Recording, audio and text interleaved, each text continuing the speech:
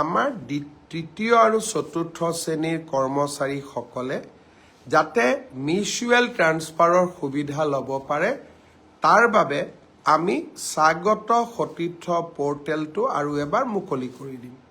আজি মই আপোনালোকক আকৌ জনাব খুজিছোঁ যে এইবাৰ এডিআৰিত যোগদান কৰা কেণ্ডিডেটসকলকে ধৰি সকলো চৰকাৰী কৰ্মচাৰীক বদলিৰ বাবে আবেদন কৰিবলৈ সুবিধা দিবলৈ স্বাগত সতীৰ্থ পৰ্টেলটো আমি ফেব্ৰুৱাৰী মাহৰ প্ৰথম সপ্তাহত মুকলি কৰি দিম।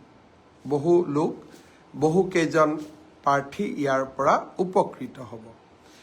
তৃতীয়তে, এডিআৰি পৰীক্ষাৰ বাবে দিব্যাংগ যিসকল লোকে আবেদন কৰিছিলে তেওঁলোকে মোক কৈ আছে আমাৰ ছেকেণ্ড টাইম মেডিকেল হ'ব লাগে।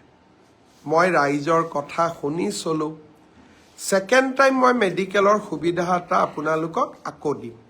কিন্তু যদি আপোনালোক দিব্যাংগ নহয়, দিব্যাংগৰ কোটাত কিন্তু আমি আপোনালোকক চাকৰি কৰাৰ সুবিধা নিদিওঁ। সেইটো ক্ষেত্ৰত মোক হেঁচা নিদিব।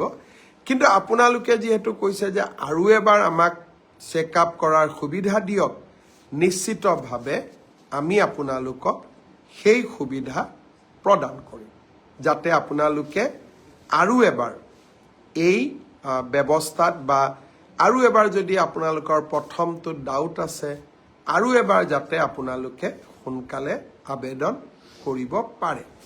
কেইটামান দিন আগতে মই আপোনালোকক কৈছিলোঁ যে আমাৰ তৃতীয় আৰু চতুৰ্থ শ্ৰেণীৰ কৰ্মচাৰীসকলে যাতে মিউচুৱেল ট্ৰান্সফাৰৰ সুবিধা ল'ব পাৰে তাৰ বাবে আমি স্বাগত সতীৰ্থ পৰ্টেলটো আৰু এবাৰ মুকলি কৰি দিম।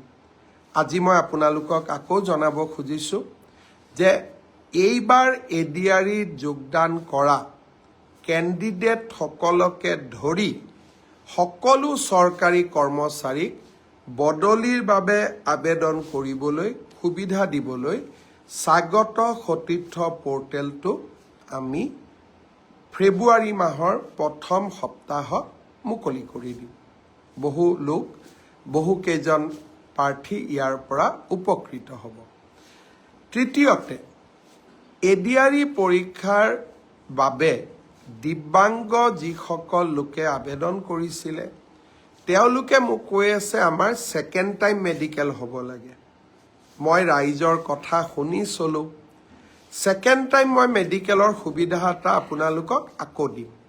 কিন্তু যদি আপোনালোক দিব্যাংগ নহয়, দিব্যাংগৰ কোটাত কিন্তু আমি আপোনালোকক চাকৰি কৰাৰ সুবিধা নিদিওঁ। সেইটো ক্ষেত্ৰত মোক হেঁচা নিদিব।